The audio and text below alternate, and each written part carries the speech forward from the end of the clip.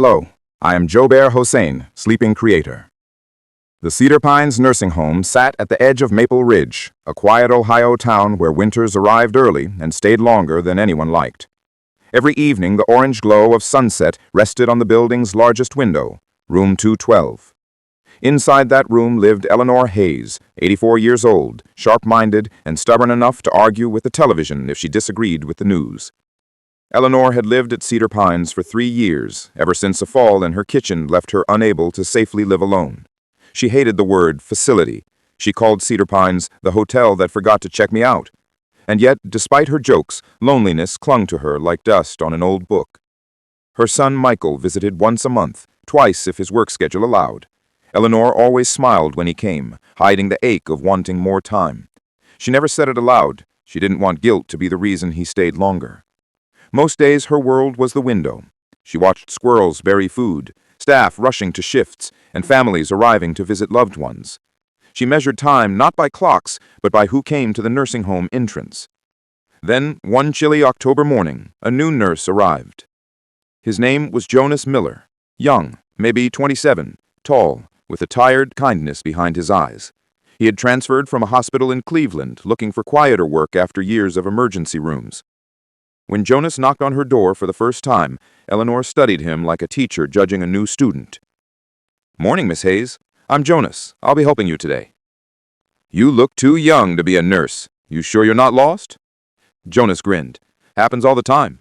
But no, I'm exactly where I'm supposed to be." Eleanor raised an eyebrow. "We'll see," she thought. Scene 2. The routine that changed. For months, mornings were predictable. Jonas would take Eleanor's vitals, bring her breakfast, and help her walk the hallway with her cane. But he did something no other nurse had done. He listened. He listened when she talked about her late husband who had served in the Navy. He listened when she described raising Michael as a single mother, working 2 shifts at a diner.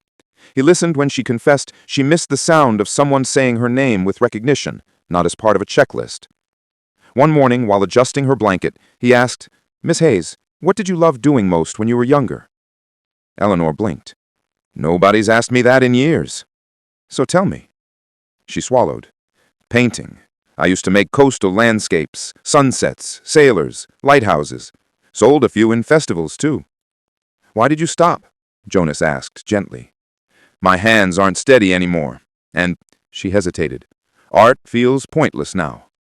Jonas shook his head. "Nothing that brings joy is pointless." The next day, he brought her a gift, watercolors and thick brushes designed for shaky hands. Eleanor stared at them, speechless. "Only if you want to try again," he said. Her throat tightened. "Thank you, Jonas, truly." And for the first time in years, she painted. Scene 3. The visitor who didn't come. Autumn passed. Trees turned copper and gold. Families visited residents before Thanksgiving. But Michael didn't come in November. Or December. On Christmas morning, while staff passed out small gift bags, Eleanor kept glancing at the door, pretending she wasn't waiting, pretending she hadn't spent nights imagining him walking through the hallway with his nervous smile. Jonas noticed her silence that day. While others celebrated in the lounge, she sat by her window, watching snow fall in slow, lonely spirals. "Want company?" Jonas asked, softly. Eleanor nodded. He pulled up a chair beside her. "You okay?" "Do I look okay?" He didn't answer right away. "You look like someone whose heart hurts." Her lips trembled. Tears filled her eyes, surprising her. "He promised he'd come. I know he's busy. I know he has a family, but I'm still his mother."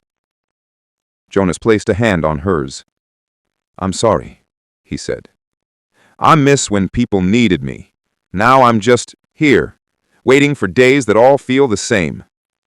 Jonas didn't offer false comfort. He just stayed. That was enough. Scene 4. Jonas's secret. In January, Eleanor noticed Jonas seemed exhausted, dark circles under his eyes, distracted when he thought no one was watching. One morning, she asked, "You losing sleep, young man?" "Something like that." "Talk." Jonas hesitated. Then, sitting at the foot of her bed, he exhaled. "My mom passed last year. Heart attack. She was only 61. Eleanor's face softened. "She lived alone. I was supposed to visit the weekend she died, but I got busy and I was late." He swallowed hard. "I came to Cedar Pines because I wanted to take care of people the way I should have taken care of her." Eleanor touched his arm. "Guilt is a heavy coat, hard to take off. But listen to me, Jonas. Your mother wouldn't want you wearing it forever." He nodded, emotions trapped behind his eyes. "Thank you," he whispered. They sat together, two people from different worlds, connected by shared loneliness and lingering guilt. Scene 5. The painting in the hallway. By spring, Eleanor's room had filled with paintings, sunsets, small lighthouses, ocean she remembered from her honeymoon in Maine. Jonas, proud of her progress, secretly asked the administrator if one painting could be hung in the main hallway. The administrator not only agreed, she suggested making it part of a spring art display. The morning of the exhibition, Eleanor rolled her wheelchair into the hallway and froze. Her painting, The Last Window, hung in the center of the display. It showed Cedar Pines at dusk, its windows glowing warm yellow. It captured something between sadness and hope. Residents gathered around it, admiring her work. "It's beautiful. Feels peaceful. Who painted this?" Eleanor blinked rapidly, fighting tears. "I did," she whispered. Jonas appeared beside her, hands in his pockets, trying not to look too proud. "You did more than paint," he said quietly. "You made people feel something." She took his hand without thinking. "You gave me back a piece of myself." Scene 6. The call she had waited for. In April, a nurse told Eleanor that someone was waiting for her in the lobby. Eleanor felt her heart jump. There stood Michael, older, tired, guilty, holding flowers. "Mom," he said softly. She exhaled, half relief, half hurt. "I thought you'd forgotten me." "I could never forget you, but I'm sorry. I've been working non-stop. Life's been messy, but that's no excuse." She didn't yell, didn't shame him, didn't make him feel smaller. She simply hugged him. Later, when they walked back to room 212, Michael noticed the paintings on her walls. "You've been painting again?" he asked. "Your nurse encouraged me." "Your nurse?" As if summoned, Jonas stepped into the doorway. "Hey, Miss Hayes." "Oh, you must be Michael." Michael offered a handshake. "Thank you for taking good care of her." Jonas smiled at Eleanor. "She's the one taking care of all of us." Scene 7. The Last Window. Spring warmed into summer. Eleanor became the most active resident, painting classes, storytelling sessions, even helping staff greet new families. Cedar Pines began to feel less like a waiting room and more like a community.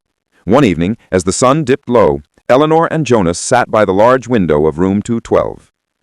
"I never told you, but this window saved me." "How?"